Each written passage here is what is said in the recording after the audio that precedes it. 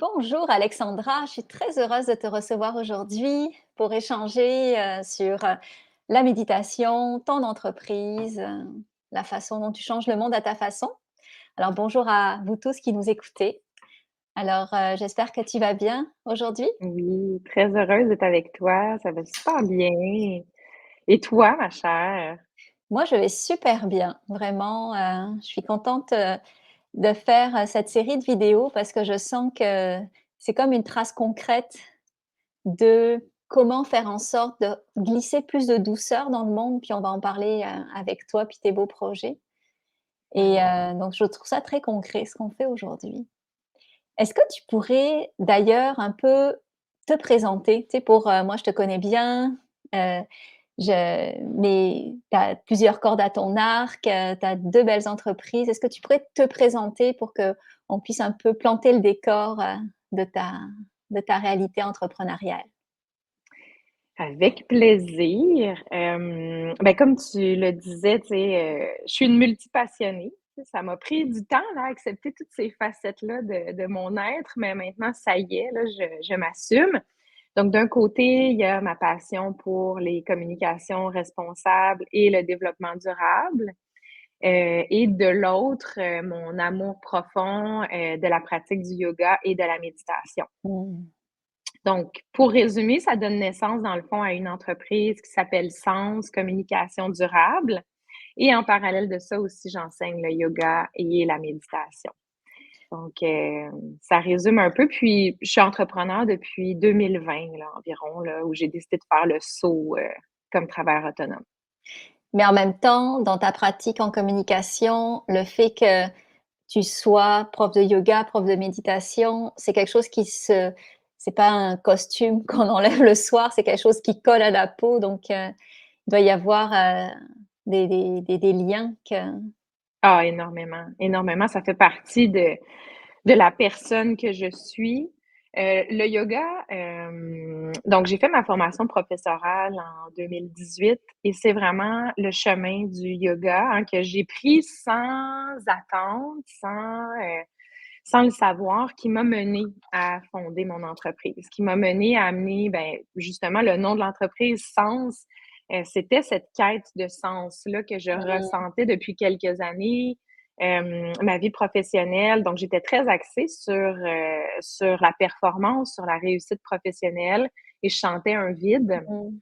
Et ce chemin-là du yoga m'a amené à me reconnecter avec mon essence profonde, m'a amené à découvrir des pratiques, des valeurs, et c'est à cette époque-là que j'ai fait la rencontre de la méditation. Hem et quand on est une personne performante et qu'on prend le temps de s'asseoir, qu'on prend le temps d'écouter ce qu'il y a à l'intérieur, parce qu'il y a énormément de messages, hein, qui émanent quand on prend le temps de s'asseoir avec soi-même. Ben, c'est tout ce cheminement-là sur moi qui m'a amené à un certain moment à être capable de laisser aller, une vie qui me ressemblait plus pour, m'aligner sur mes valeurs et fonder une entreprise, consciente. D'ailleurs, ton livre, Entreprendre en conscience m'a, accompagnée là, sur le chemin de l'entrepreneuriat. Je me suis énormément retrouvée dans ton propos et je sens qu'il y a de plus en plus d'entrepreneurs, qui sont dans cette même lignée-là, puis c'est beau à voir. Donc effectivement, le yoga et la méditation sont partout dans ma vie, puis ça a vraiment amené une autre couleur, une autre saveur à mon existence, là. Et donc tu as tes 2 entreprises et Mmh. j'imagine que de manière très différente dans chacune des 2, tu dois quand même, soit de manière directe, soit de manière plus diffuse, offrir toute cette sagesse que tu as, acquise en lien avec la pleine conscience, et la méditation à travers ces 2 canaux. Est-ce que tu pourrais nous en parler un petit peu? Ouais, ben, en fait, tu sais, quand j'ai fait la formation avec toi, encore là, je le faisais d'abord pour me transformer Mmh. moi-même. Puis ensuite, il y a plein de choses qui se sont mis à émerger dans mes projets naturellement. Donc, si on y va avec le côté plus communication, Ouais. responsable, dans le cadre de mes activités d'entreprise, on offre différents services de communication et de développement durable. Et j'ai eu l'an dernier 3 organismes qui m'ont approché, donc un regroupement d'organismes qui voulaient se doter d'un nouveau d'un nom en fait, parce que c'est Mmh mh. un nouveau regroupement qui s'était formé, pour créer un lieu. Donc il y avait besoin de services en communication pour se doter d'un nom et d'une image de marque. Donc, comme dans tout bon processus de communication, on s'est dit: «Ben, commençons par un brainstorm avec différents partenaires pour trouver un nom». Et quand tout le monde est arrivé à la rencontre, bien dans leur cerveau, avec toutes leurs Ah! préoccupations du matin qui s'étaient accumulées, ben moi, je les attendais, hein, je me doutais que ça allait être comme ça. Donc je les attendais, avec, une méditation et de la visualisation. Donc je leur ai permis tout d'abord de se déposer, d'arriver dans leur Ouais. corps, de s'habiter, de descendre d'ici pour aller ici Mmh mh. dans le cœur, dans le corps. Et ensuite, je les ai fait, visualiser, en fait, ce lieu qu'ils voulaient créer ensemble, Mmh. tu sais, un lieu qui allait être à l'image de leurs besoins puis de la clientèle qu'ils veulent aider. Donc, je les ai fait voir le lieu, entrer dans le lieu puis utiliser leur sens pour expérimenter, cet endroit-là. Et ensuite, on a fait un retour où, de façon intuitive, ils ont pu écrire ce qu'ils ont vu, senti, entendu. Mmh. Hem et plusieurs, au départ, là, je le voyais, se sont assis dans la méditation en disant: «Waouh, elle est donc bien spéciale cette fille-là», tu sais, c'est un peu bizarre. Je les sentais résister, là, dans les premières minutes, tu sais, continuer à bouger, regarder leur téléphone, leur montre Ouais. intelligente, là, ce fameux bidule de l'enfer. Puis, au bout de quelques minutes, se sont laissés aller, là. Puis quand ils sont rentrés dans le lieu, je voyais les sourires se dessiner sur leur visage. Puis ensuite, ça a donné lieu à un super beau brainstorm, qui a été beaucoup plus créatif que si on était resté dans notre tête. Incarné vraiment dans tout ce qui projeté, qui ressentait et c'est tellement un bel exemple. Ouais, Ils ont ben tellement vous avez c'est tellement gagné de temps en même temps en faisant ça. ouais, ben, on pourrait avoir l'impression qu'on a perdu une demi-heure, mais Mmh. finalement, le fait de se déposer, on était tellement plus ancrés. On a quitté aussi le monde de l'intellect, du jugement, des idées des autres, de ses propres idées pour aller justement, dans le ressenti. Donc ça, je dirais que ça a été un des plus beaux exemples où j'ai pu vraiment marier mes 2 mes 2 passions. Vraiment. Puis tu vois, la visualisation, c'était pas quelque chose que j'utilisais beaucoup avant la formation avec toi. Oui, bon, dans ma vie de tous les jours à certains moments, mais là, maintenant, je l'intègre vraiment plus, dans mes cours de yoga. Je l'intègre davantage aussi dans les conseils que je donne parfois à certaines personnes qui doivent se préparer à une entrevue. Donc moi, la visualisation, ça a été vraiment une révélation, là, de me connecter avec ces images-là intérieures, là, qui sont, tellement importantes. Vraiment. Hem, Puis j'ai un autre exemple plus Dans le yoga, ouais. dans les yogas. Ouais, Dans la formation, tu nous avais partagé une magnifique méditation qui est le sanctuaire intérieur, ouais. où on s'imagine dans notre safe space, un peu un endroit sécuritaire où on peut retourner à tout moment. Et j'avais partagé cette méditation-là à mes élèves de yoga, et une de mes élèves régulières, à un certain moment, a dû se faire opérer pour un appendicite. Mmh. Donc j'en ai jamais eu, mais semble-t-il que c'est très douloureux.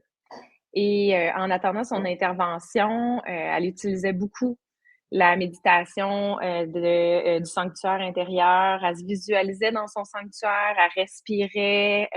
Donc au lieu d'être dans un corridor à l'hôpital, elle s'imaginait vraiment dans cet endroit-là, puis elle retournait, dans cet endroit sécuritaire-là où elle se sentait bien.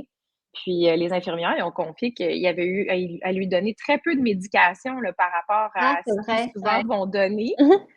Donc, puis elle m'est revenue après en me disant: «Tu sais, honnêtement, moi, ça m'a vraiment beaucoup aidée».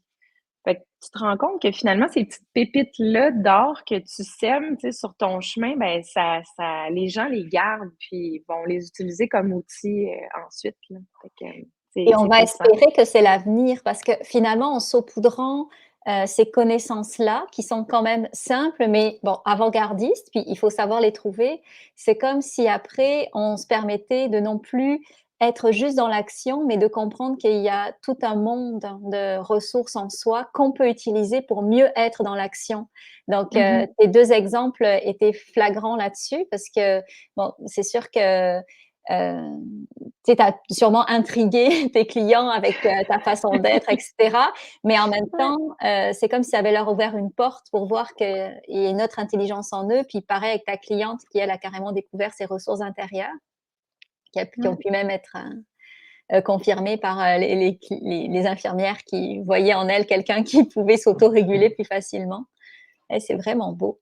Puis toi, Ouais. est-ce que tu peux nous dire, la méditation t'a forcément transformée si, tu as choisi un jour de la redonner? Est-ce que tu pourrais juste nous parler un petit peu de comment ça t'a transformée? Mais tu sais, je pense que tous les méditants pourront confirmer que notre pratique, elle évolue, hein, au fil de la vie. Tout à fait.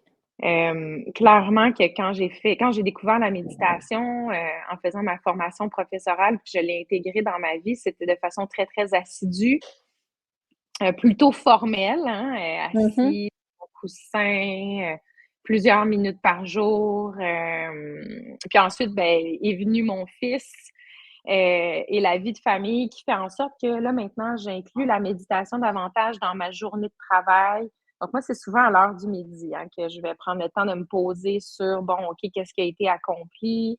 Prendre le temps de me réaligner. Et c'est justement, moi, en tout cas, la méditation, pour moi, ce que ça me permet, c'est de rester toujours alignée sur ma boussole intérieure. C'est comme ça que ça Mmh. m'a transformée, en fait. Et Je le quand tu as une disais là, entreprise qui s'appelle Sens, c'est vraiment parfait. faut trouver souvent notre direction. Fait que oui, c'est vraiment ça. La méditation m'a permis de toujours rester en contact avec cette boussole-là intérieure. Je le remarque quand je pratique moins. Mmh. Je prends des décisions qui sont plus impulsives, moins réfléchies, moins alignées, prises vraiment d'une mauvaise place, tu sais, d'un endroit des fois de peur ou d'urgence ou d'obligation que la société va projeter sur nous. Versus quand je prends davantage soin de moi, puis j'intègre plus la méditation, je vois que mes décisions sont davantage réfléchies, je me laisse un pas de recul, je suis davantage connectée avec mon ressenti, mon corps, mes émotions. Hem, puis la méditation m'a transformée, parce qu'elle m'a donné le droit justement d'arrêter d'être constamment dans l'intellect pour aller dans le ressenti, chose que je faisais très, très peu avant. Donc tu deviens Hem comme l'humain complet dont parlait Jung, qui pense et ressent, puis qui s'aventure dans la vie, de manière totale finalement.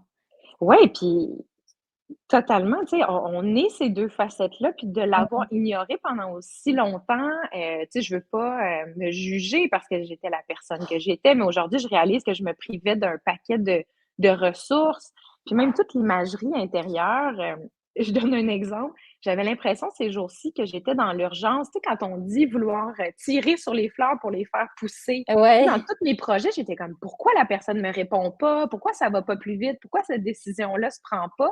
Puis l'image d'avoir, l'envie de tirer sur les fleurs pour Mmh. les faire pousser m'est venue. Je me suis dit: «Oups, OK, là, j'essaie trop de brusquer les choses».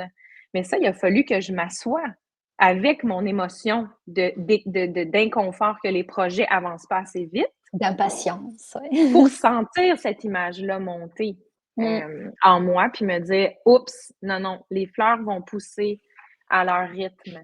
Je dois» tu sais, j'aime pas les absolus, mais j'ai envie de laisser les choses venir à leur rythme plutôt que de forcer. Et tu vois, dans les heures qui ont suivi, plusieurs choses se sont placées naturellement là, tu sais, sans que j'aille à intervenir. Fait que Bah, tu es c'est intervenue sur toi-même. ouais, C'était c'est ça. ah, c'est un bel Ah! exemple, merci.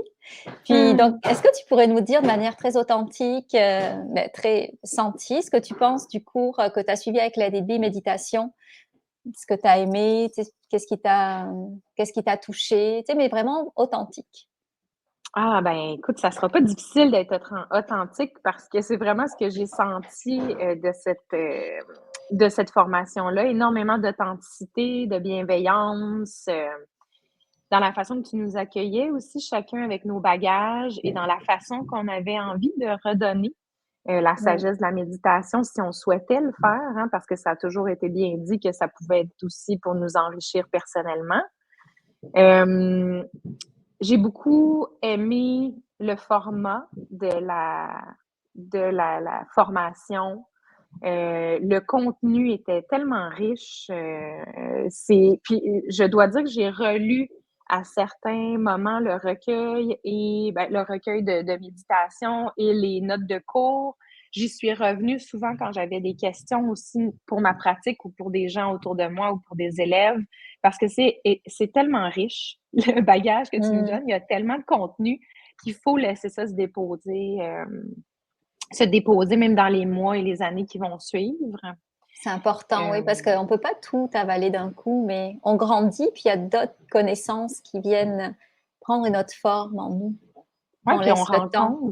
on rencontre des gens qui ont des questions ou il y a des situations qui nous amènent justement à Mmh. replonger dans le cours. Tu sais, j'en ai parlé pour moi, la partie du cours sur la visualisation et l'imagerie intérieure. Je sais pas si je dis le mot correctement, je pense que c'est ça, hein, l'imagerie intérieure Ou ou l'imagerie libre, il y a plein ouais, d'appellations, tu sais, c'est vraiment mais imagerie intérieure, moi, c'est mon nom chouchou. oui, c'est ça, ben, moi L'imagerie intérieure j'adore. libre, ouais. J'appréhendais cette partie-là de la formation avec un petit sourcil relevé en me disant: «Bon, OK, j'y vais» et finalement, moi, ça a été une révélation. C'est vraiment venu enrichir énormément, ma pratique, mes enseignements, ma vie. D'ailleurs, avec une amie qui est coach professionnelle, on offre maintenant des ateliers de yoga et vision board. Donc, te dire à Mmh. quel point, pour moi, le pouvoir des images est devenu très puissant. Puis quand j'en parle, c'est avec conviction. Donc, ouais, j'ai adoré le contenu, le format, mais aussi le l'ambiance qu'il y avait entre les participants, énormément de bienveillance, de douceur. J'ai rencontré des humains fabuleux. Ouais. Puis tout ça, ben, c'est clôturé par, la journée de méditation au, monastère qui a été vraiment fabuleuse. Donc, que de bons mots à dire sur la formation, là. C'est un investissement en soi, qui est inestimable, là, vraiment. Merci Ah mais encore, d'ailleurs. merci infiniment à toi. Merci Ça fait aussi, plaisir. pour cet échange, pour nous permettre de voir comment on peut faire en sorte d'injecter d'autres repères dans la société. Tu sais, tu parlais des repères Mmh. qu'on a comme, qui créent des pressions sur nous, puis avec tous les exemples que tu nous as donnés, c'est beau de voir à quel point on peut changer les règles du jeu à sa façon, tout en douceur, sans Mmh. contrevenir à des lois, mais en faisant du bien. Donc je te remercie infiniment Mmh. Alexandra. Je vais mettre, toutes les informations pour qu'on puisse te retracer, dans tes différents Oui. chapeaux, en note en lien avec la vidéo. Je te remercie infiniment, puis merci à chacun pour votre écoute. À bientôt. Merci beaucoup, Marie-Ève. Merci à chacun. Bye bye. Merci.